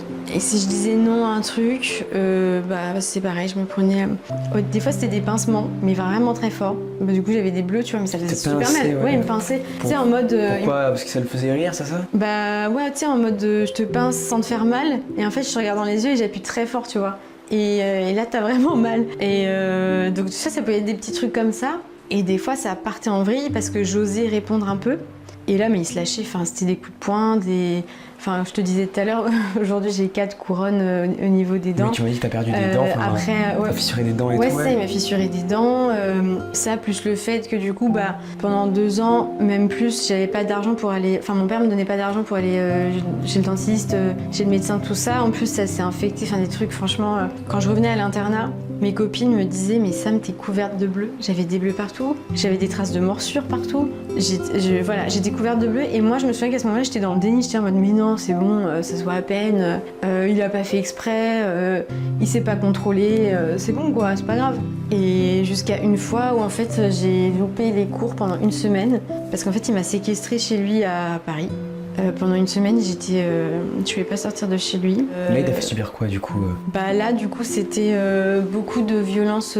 En fait, avant, il y avait des violences sexuelles, mais vu que je passais un week-end, si tu veux, c'était une fois. Et je voyais pas ça comme de la violence sexuelle ou des viols parce que j'avais pas tellement mal, tu vois, alors que ça n'a rien à voir. Enfin, mais dans ma tête, c'était associé comme ça. Et donc, du coup, quand il m'a séquestrée, c'était des viols tous les jours. Mais quand je te dis des viols, ça pouvait. Enfin, en général, c'était des viols de 4 heures.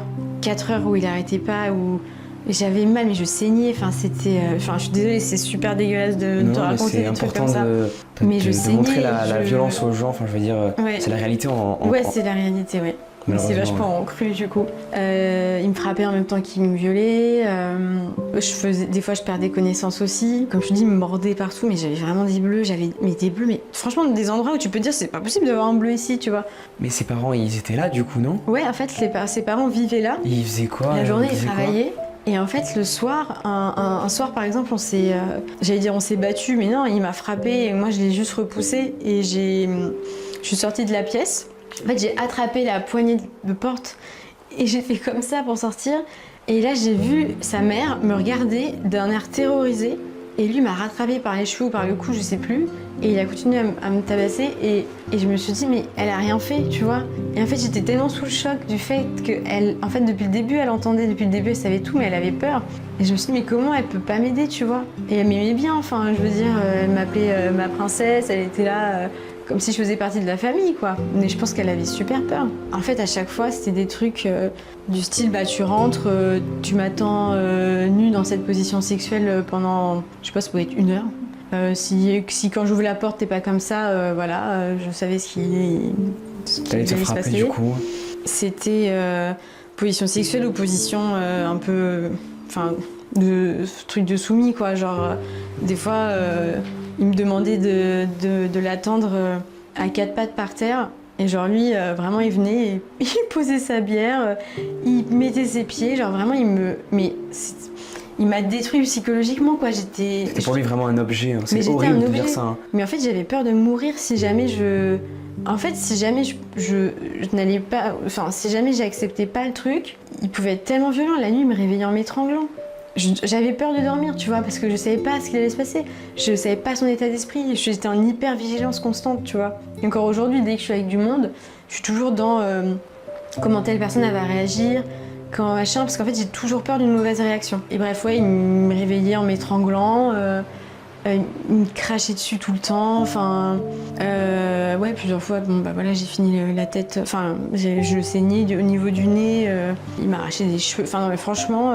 Mais c'est un psychopathe, mais un psychopathe. Là t'as eu vraiment un père et un copain, ouais. Enfin, je sais même pas si on peut appeler ça un petit copain honnêtement, c'est un intrus là, dans tout ça, psychopathe quoi, des 2 gars fous psychopathes quoi. Et même tu m'as raconté, bon évidemment c'est une partie sensible donc âme sensible à s'abstenir, même si j'aurais évidemment une prévention je pense au début de la vidéo. Ton copain du coup, ouais. Il va du coup se masturber dans un pot de Nutella. Ouais c'est ça. Pour après te le faire manger. Ouais c'est ça. Et tout le temps en fait je devais faire des trucs comme ça. C'est horrible. Comme ça. Et voilà, et c'était pas le pire. Des fois il m'appelait en FaceTime en train d'avoir un rapport sexuel avec une autre nana, tu vois. Et il fait quoi? Il rigolait Quand il m'appelait? Ouais, il faisait quoi? En fait, ça me faisait rire. Il posait le téléphone. Non, bah c'était juste méchant, tu vois. Il posait le téléphone dans un coin de la pièce, il faisait son truc là. Sûrement que la meuf n'était pas au courant. Oh. Donc il filmait une fille à son os. Il savait que j'étais à sa merci, tu vois. En fait, il m'a détruit, mais j'ai l'impression que, tu vois, enfin après mes potes me l'ont dit, mes potes de l'internat du coup, elles m'ont dit Sam, t'étais une coquille vide en fait. T'étais là mais t'es pas là. Enfin, je pense qu'il m'avait totalement. Il t'a reset le cerveau. Ouais. Je savais même plus qui, tu vois, j'avais plus de personnalité, j'étais là à sa merci quoi, vraiment. T'es forte, hein. Franchement là, pour témoigner de ça, c'est assez impressionnant. Comment tu vas trouver la force de le quitter cet homme? Alors faut savoir qu'après le lycée du coup, donc j'ai eu mon bac vraiment genre 10,2 parce qu'en fait je pouvais pas travailler. Je t'ai dit j'étais une super bonne élève mais avec lui je pouvais pas. Évidemment. Et merci j'ai eu mon bac parce que franchement j'aurais même pas eu le courage d'aller repasser les rattrapages. Et du coup, je suis montée sur Paris parce que pareil, je savais pas quoi faire dans mes études et puis de toute façon mes parents n'allaient pas me payer des études ou quoi, donc j'étais là, maintenant faut que je travaille. Donc je suis montée sur Paris, j'ai fait de la restauration pendant 2 ans. Et en fait, en montant sur Paris, je me suis trouvée une colocation avec une fille. Et cette fille sortait avec un garçon. Et je lui avais pas raconté que j'étais en couple avec un mec complètement fou. Sauf qu'en fait, le mec venait dans l'appart et elle voyait mon état, tu vois. Elle me disait, mais Sam, c'est pas... Enfin, qu'est-ce qui se passe en fait? J'entends des trucs, je me faisais frapper dans la pièce d'à côté, mais en silence, tu vois, mais elle entendait quand même des trucs bizarres. Et donc là, je lui raconte tout, mais j'avais peur. Mais tu sais, j'avais peur qu'il ait mis des micros et qu'après... Enfin, tu vois, tu deviens complètement parano après. Et donc, je lui raconte tout et elle me dit, mais non, mais il faut faire un truc. Je lui dis, j'irai pas à la police. Enfin, j'ai trop peur en fait, j'ai trop peur. Et en fait, son copain, à elle, avait un ami qui était venu une fois à la maison, à l'appart, et il m'a un peu dragué tout ça. Je lui ai dit, bah non, enfin j'ai un copain. Et cette fille lui avait raconté un peu. Et le mec m'a dit, non mais t'inquiète pas, tu te mets avec moi et il va pas s'en prendre à moi. Enfin en gros, on va se débarrasser de lui comme ça quoi. Et donc moi c'était un peu mon sauveur en mode putain, parce que moi je l'aimais pas du tout mon premier copain, enfin vraiment en fait j'avais pas la force de le quitter parce que je pensais mourir. Et d'ailleurs c'est ce qui s'est passé après quand je lui ai envoyé des messages ou quand je l'ai appelé pour lui dire que c'était fini. Le mec, je te jure, j'allais au travail, je sais pas, à 8-9 heures du mat, j'ouvrais l'ascenseur, il était dans l'ascenseur, il m'attendait. Et sur le trajet de la descente de l'ascenseur, il m'étranglait, il me disait que j'allais pas le quitter quoi. Mais c'est un fou. Il me retrouvait chez moi, tu vois. Il m'attendait à la sortie de mes jobs en restauration. Il m'attendait, je le voyais m'attendre au coin de la rue et sur tout le trajet, j'ai dit non, je peux pas rentrer. Sauf qu'en fait, le mec du bar, il ferme le resto. Enfin, tu veux que je fasse quoi moi dehors toute seule, tu vois. Et en fait, il continue à me massacrer comme ça. Et un jour, il est venu à l'appartement et c'est donc l'autre mec qui a ouvert la porte. Et après, il est jamais revenu. J'ai jamais eu de nouvelles. Enfin si, du coup après en fait j'ai eu des nouvelles... Par message, il revenait, c'est ça, ouais, par mail? Pas chaque année mais presque. Sur LinkedIn ou sur Snapchat, genre sur des réseaux, il m'a envoyé des trucs complètement tarés. Mais 5 ans après qu'on ait fini la relation, tu vois. T'as envoyé quoi comme message? Est-ce que tu t'en rappelles ou pas? Ouais, une fois il m'a ajouté sur Snapchat et en fait je savais pas que c'était lui. Et je reçois un message, tu sais, tu pouvais ouvrir sans ouvrir. Ouais, la fameuse technique, ouais. Ouais, pour pas répondre. Et du coup, je vois c'est machin. Et donc ça faisait au moins 5 ans qu'on n'était pas ensemble. Et j'ouvre et je me dans ma tête, je me dis peut-être qu'il a changé, tu vois. Et je fais ça va. Il me fait oui, ça va. Là je vais prendre une pizza avec un pote, mais je suis en train de me dire j'ai un énorme fantasme aujourd'hui. C'est de te prendre dans telle position, il m'a dit, et de te cracher dessus. Et là je me suis dit waouh. Genre waouh, ça me c'est vraiment sorti avec un malade. Le mec est comme ça quoi. Et là encore aujourd'hui ça me fait de la peine parce que je me dis mais il va sortir avec d'autres filles. Il est comme ça en fait, il faut l'interner, je sais pas, il faut le... Et ça c'est pareil, dans toute ma démarche après où je vais aller oser porter plainte tout ça, il en fera partie, je le ferai tu vois.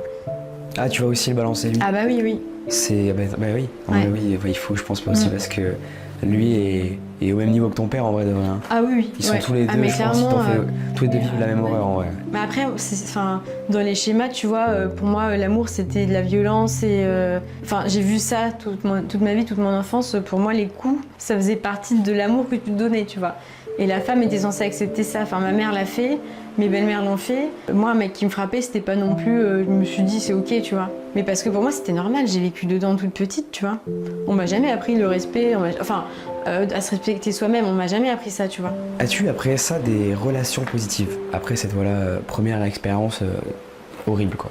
Des relations intimes du coup, Pas forcément intimes ou est-ce que t'as eu d'autres copains ou ça s'est bien passé quoi finalement après? En fait après j'ai eu des longues périodes où j'ai vu personne parce que je voulais pas, pour moi j'associais les hommes à ça quoi.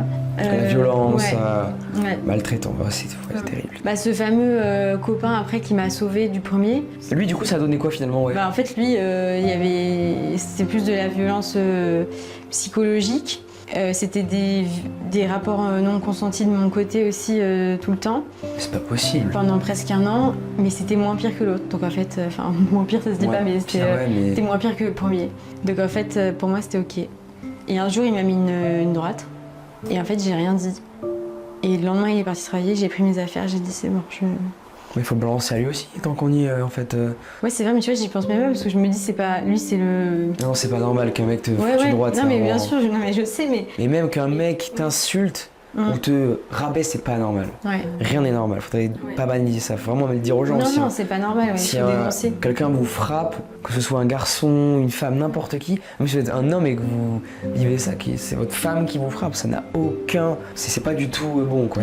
C'est pas du tout légal, finalement. Toute forme de violence n'est pas du tout légale, quoi. Et donc après, non, j'ai eu quelques relations. J'en ai eu une qui a duré 2 ans, où en fait c'était un garçon très gentil, et juste ça m'a suffi. J'étais là en mode waouh, c'est ça la vie, genre, c'est vraiment, mais tu sais, des fois je pleurais de joie, mais pour rien, juste parce que j'étais juste apaisée d'être avec un mec gentil.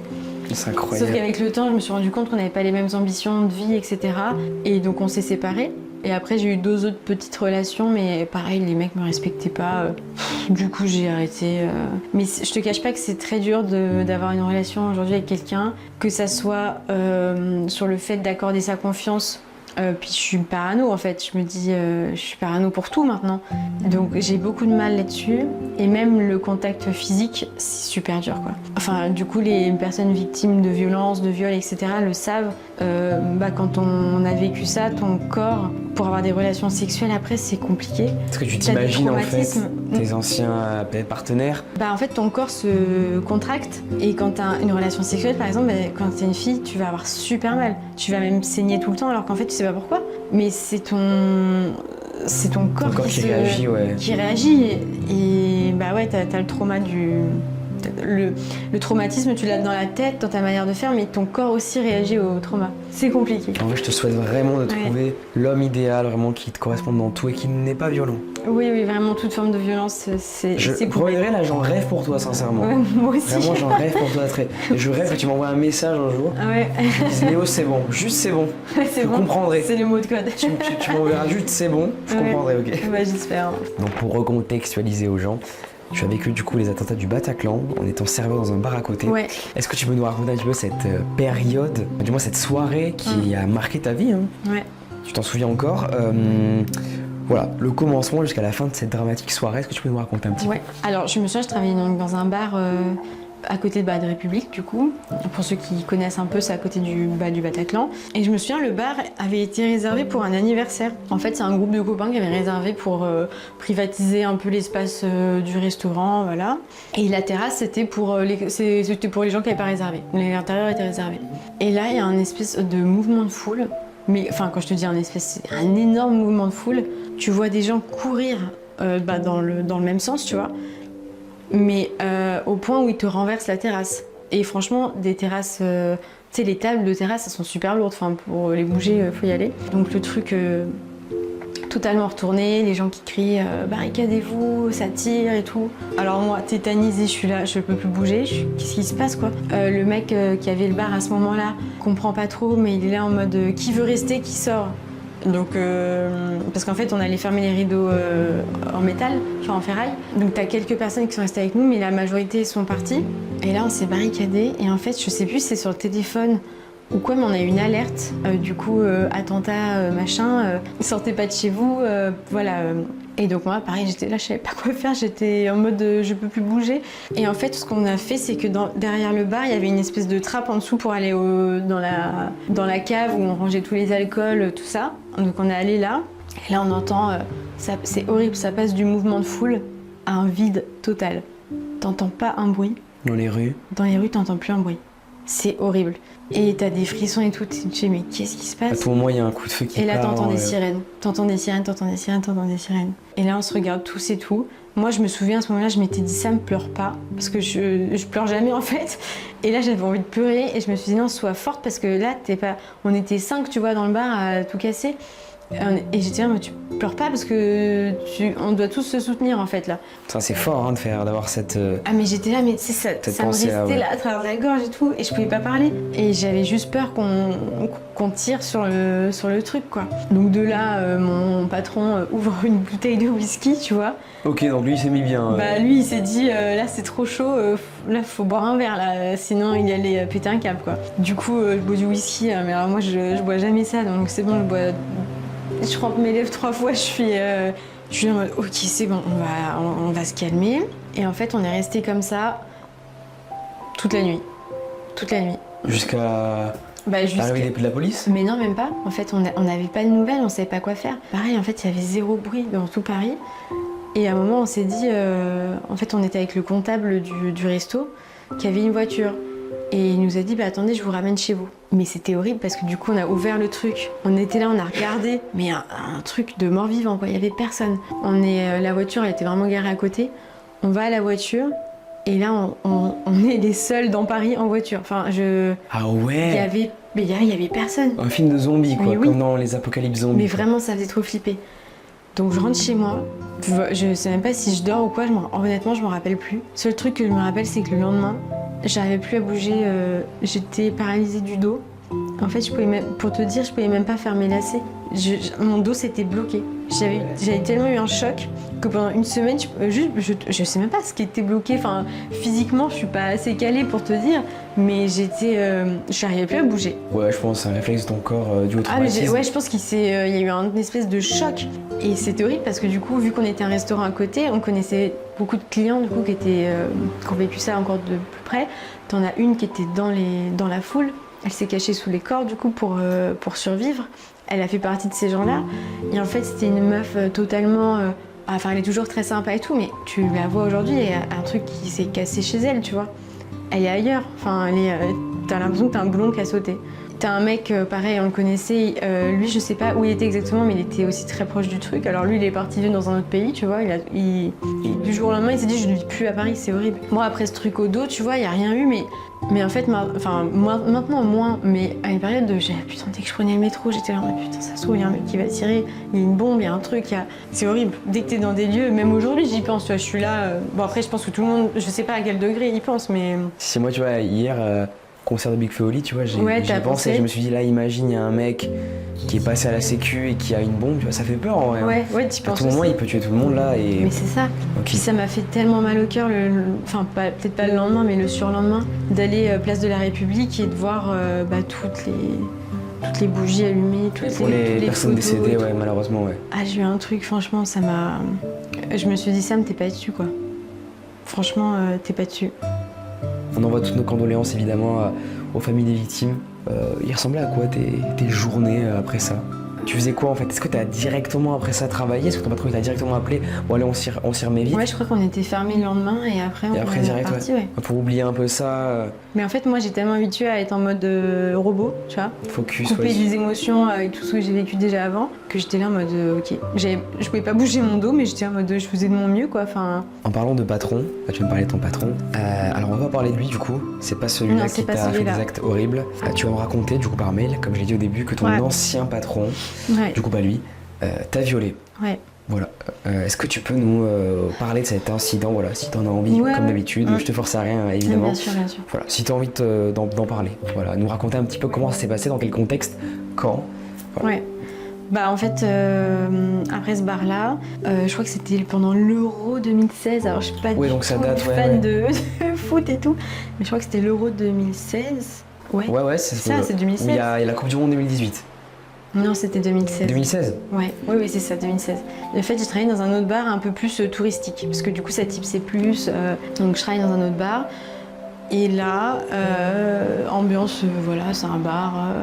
Franchement, les gens viennent pour voir le match sur grand écran, tout se passe bien. L'ambiance est cool, quoi. L'ambiance est cool. Un jour avant le service, j'arrive, et en fait, je prends toujours un café sur la terrasse, je fume une cigarette, et après, j'allais faire mon service de 18h à 2h du matin. Et là, il devait être 17h30, tu vois. Je vais aux toilettes, en bas, et en fait, tu descends un escalier, t'as les toilettes, et après, t'avais la réserve, pareil, pour garder les bouteilles d'alcool, tout ça, les fûts de bière, machin, et je vais aux toilettes, je sors des toilettes, je me lave les mains, et là, je vois le patron de ce bar qui arrive, et qui m'embrasse dans le cou.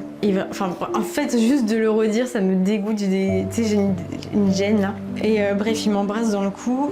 Et moi, j'ai tout de suite été tétanisée. Et je lui ai dit, du coup, je l'ai appelé par son prénom. Je lui ai dit, fais pas ça, arrête. Ou je sais plus ce que j'ai dit, mais un truc comme ça, débile, quoi. Vraiment nul comme réaction. Et là, il me retourne, il me plaque contre le mur. Et en fait, c'est comme je te disais tout à l'heure, quand je te racontais un petit peu, c'est horrible parce que j'ai toujours l'odeur, j'ai toujours la sensation la transpiration, de son. Ouais, puis, en fait, j'ai son haleine encore en mémoire, tu vois. Sa langue, son haleine et tout, c'était il y a super longtemps, mais je l'ai toujours, ce truc-là, dans ma tête. Il commence à me toucher partout. Et donc, le moment où il met ses doigts dans mon vagin, cette zone-là, elle s'engourdit et je sens plus rien. J'arrive pas à bouger, vraiment, j'arrive pas à bouger. Et j'ai l'impression que je suis plus dans mon corps. Enfin, je peux plus bouger. Je vois la scène, je vois ce qui se passe.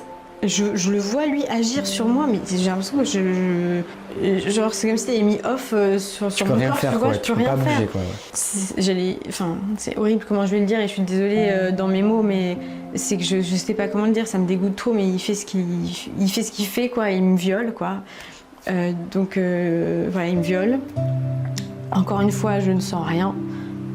Je sens rien du tout. Il remet sa braguette de pantalon. Je me souviens de ce move là. Il remet sa braguette de pantalon. Il me touche là. Il me dit c'est pas grave, t'inquiète pas, je le dirai à personne. Genre c'était de ma faute. Et cette phrase là m'a traumatisée. Je l'ai même pas capté au début. J'étais là en mode. En fait c'est tellement pire dans le pire que t'es là en mode mais je comprends pas ce qui se passe. Et là je suis restée là genre peut-être au moins 2 minutes. Et c'était dans le passage. Je me dis il y a aucun client qui est venu. Et il n'avait pas peur de se faire choper par un client, tu vois. Ça aussi, ça me paraissait tellement... pas croyable que je me suis dit, mais je fais un cauchemar, ça se trouve, je vais me réveiller. Enfin, tu vois, je comprends pas là ce qui se passe. Pareil, toujours mécaniquement, je suis remontée. Je suis allée sur la terrasse, j'ai fumé ma clope et j'ai fait mon service. Comme si de rien n'était. De 18h à 2h du mat', j'ai travaillé dans ce bar. Et un super collègue à moi m'a dit, ça va, Sam, je te trouve bizarre. Je dis non, ça va. Je suis fatiguée. Et en fait, j'ai fait ça toute la soirée. Et je me souviens qu'à un moment, j'avais envie d'aller uriner, tu vois, j'avais envie d'aller aux toilettes. Et je regardais l'escalier et genre, mon envie, elle se coupait. Et j'avais trop mal au ventre. Et je regardais l'escalier et genre, j'avais plus envie d'aller faire pipi, tu vois. J'étais là en mode, je peux pas y aller. Je suis arrivée chez moi, j'ai pris une douche. Mais genre, la douche, c'est la plus longue de ma vie. J'ai dormi. J'ai fait des cauchemars toute la nuit. Je me réveillais, j'ai dormi. Et je me suis dit, j'y retourne ou qu'est-ce que je fais, tu vois. Et j'ai plus mis un pied là-bas. Mais j'étais en mode dissociation pendant genre, je sais pas, une semaine, tu vois. Pendant une semaine, j'étais en mode robot. Enfin, les interactions que j'avais avec les gens, je les avais pas. Enfin, et puis en fait, j'étais pas sous contrat là-bas. Voilà, donc j'y suis pas retournée. J'ai dit que j'étais malade. Et ce qui est horrible dans tout ça, encore une fois, là, tu vas te dire, mais what the fuck, c'est que la première fois que j'en ai parlé à quelqu'un, c'était genre 1 an après. Je n'ai pas parlé pendant 1 an. Et donc pendant 1 an, j'ai pris 10 kilos parce que je pouvais plus supporter le regard des gens sur moi. Ça me dégoûtait. Même encore aujourd'hui, quand je vois des mecs me regarder dans la rue, j'ai envie de leur mettre une patate. Enfin, Et donc la première personne à qui j'en ai parlé, c'est mon père. J'ai fondu en larmes devant lui. Je lui ai dit papa, faut que je te dise un truc. Mon ancien patron m'a violée. Et là, ce qu'il a dit, là tu vas te dire quoi?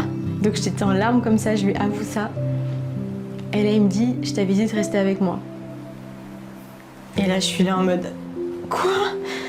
Genre, comment ça, tu retournes le truc contre moi, tu vois? C'est pas de ma faute, enfin... c'était horrible. C'est abominable. En fait, c'est la même réflexion que quand on va te dire, bah, t'es habillée comme ça, en fait. Enfin, ouais, ça justifie alors que pas du tout. Bah, bien sûr, tu mets une robe, on va te violer, c'est logique. Enfin, là, c'était bah oui, t'avais qu'à rester avec moi, on t'aurait pas violé. D'ailleurs, ces gens-là qui disent ça, je comprends, j'ai jamais compris pourquoi ils disaient ça. Ouais. Tout ce que tu vas vivre, c'est hyper hardcore, hein. Même pour un cerveau humain. Hein, mais tu vas supporter. Dérailles, hein, tu vas supporter. Et pourtant, non, t'as pas déraillé en vrai. J'ai pas déraillé, mais j'ai pas déraillé, genre j'ai pas fait de trucs horribles aux gens, tu vois, par exemple, parce que souvent c'est ça le schéma, c'est genre on te fait des trucs mal, donc je reproduis. Moi non, mais par contre je me suis battue avec moi-même pour garder la tête hors de l'eau, quoi. Genre j'ai été beaucoup sous anxiolytique, j'ai eu des comportements toxiques avec la nourriture, je me suis fait du mal, tu vois, mais jamais envers les autres. Ça a toujours été un combat intérieur avec moi-même. Quel conseil tu donnerais à des personnes qui ont vécu des choses similaires à toi, donc des viols, même des comportements, de la violence dans leur cercle familial? C'est quoi les meilleurs conseils que tu pourrais donner? Déjà, quand tu vis ça, à l'intérieur de toi, tu peux ressentir un néant, un vide, tu vois. En plus de la honte, en plus de la culpabilité, de te dire putain, pourquoi j'ai pas vu ça? Pourquoi j'ai pas réagi?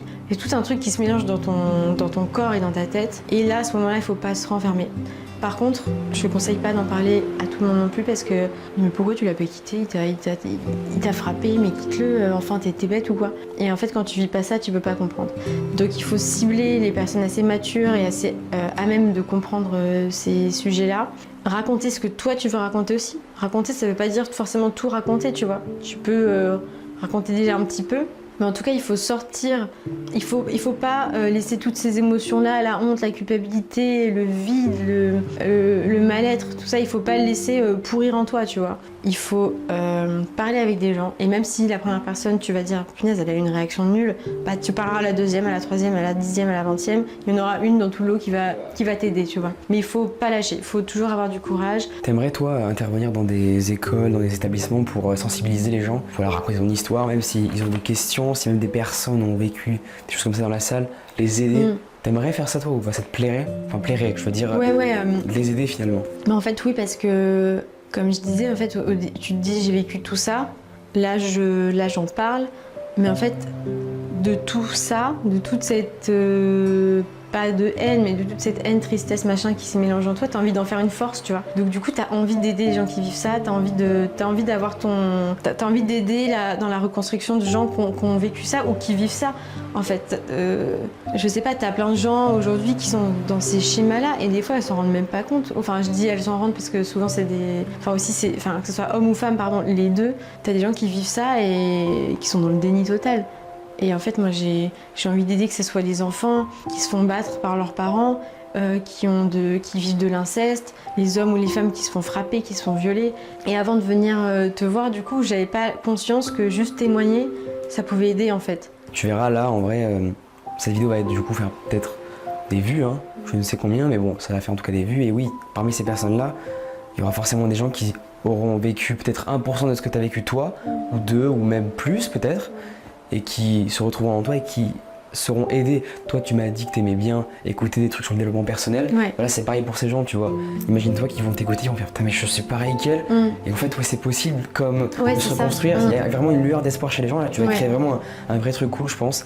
Et voilà, merci beaucoup. En vrai, c'est trop cool. Franchement. Écoute, je mettrai du coup ton mail que tu vas créer maintenant là. J'abuse de fou. Mais voilà, on va créer un mail du coup pour Samantha Pro. Ou voilà, vous pouvez la contacter si vous voulez qu'elle intervienne dans vos écoles, si voilà, il y a des maîtresses qui passent par là pour faire de la prévention, ça peut être vraiment intéressant, ou même voilà, je sais pas, des universités, n'importe quoi. Voilà, toi ça te plairait du coup des assos, voilà, n'importe quoi. Aider, franchement, j'aimerais trop me sentir utile quoi. Maintenant c'est bon, j'ai vécu des trucs nuls.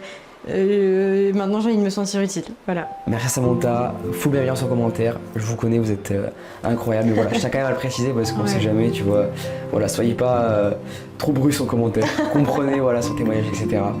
Je vous fais des gros bisous et on se dit à très vite, salut. Да? Но это еще не точно, потому что у меня кривые руки, и мне кажется, мне не получается их наклеивать. То есть этот загрунтованный у меня. Это я чем сегодня занималась. А этот уже все покрыт лаком полностью, то есть с ним ничего не случится уже.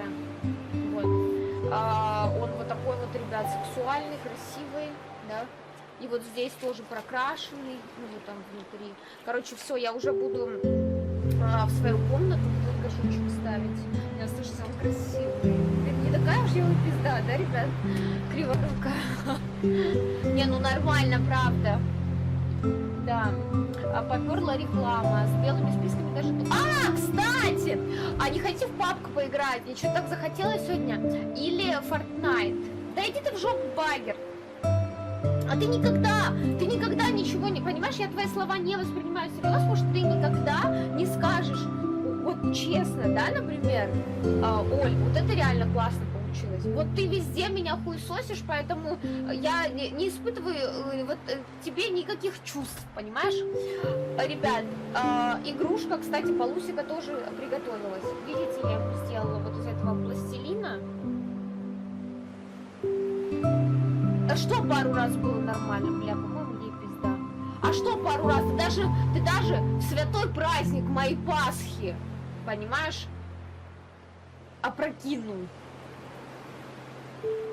Бля, выкинул? Господи, то есть, я боюсь спросить, что ты делаешь с моими сундучками тогда?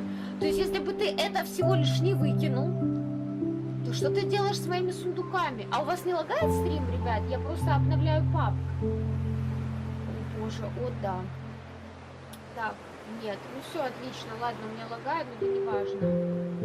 Мой идеальный силуэт. Пам-пам. Бля, я сегодня сдалась с целью купить билет в Волгоград. Это, оказывается, тут еще квест, ребят. Короче, на поезде, блядь, ехать 100 часов. Так, подожди, кружочек, ну, а он уже не актуален, этот кружочек, понимаешь, Багер? Какой смысл скидывать этот кружок, если он не актуальный? Уже Пасха закончилась, я забыла тогда его скинуть и все. А, ну напиши в личку, напомни, я скину. Блин, ты какой-то церковный извращенец, я не знаю, как это сказать.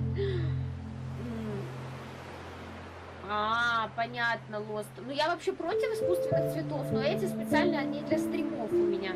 Я решила, чтобы вам представить вот эту композицию, да, то, что мой горшок выглядит вот так. Да. Короче, у меня церковь в соседях. Слушай, ну а что там шарить? Я хожу в церковь своей веры. То есть я ничего такого там не делаю, необычного.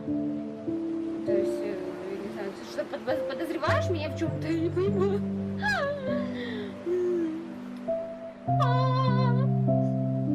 Короче, в общем-то, да, я решила посмотреть этот Волгоград. Стоит, я нашла какой-то Волгоград такси 20 тысяч рублей.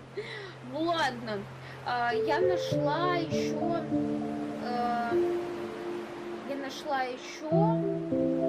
Блаблакар, но рейсов нет. Короче, я ничего я ничего вообще не смогла забронировать. Вот, но мне написала Света: Оля, а зачем ты едешь в Волгоград? Я ей пыталась объяснить, но мне кажется, она так и не поняла моей цели. Я ей, короче, объясняла там про Сталинград, про вот это все. Она мне говорит: а что ты конкретно там будешь делать? Ну, я ей там объясняю, что этот город, это то, это все. Короче, ну, я не знаю, короче, Света со мной не едет, ребят, наверное. Ну, мы с ней не договаривались ехать вместе, но она просто меня спросила: какой кидок? У меня просто времени не было, потому что я Пасхи была. Ребят, я вообще не понимаю, вы вообще знаете, что это за город? Я как-то не совсем понимаю, почему люди у меня даже задают этот вопрос. Вы понимаете, что за город, ребят? Это город...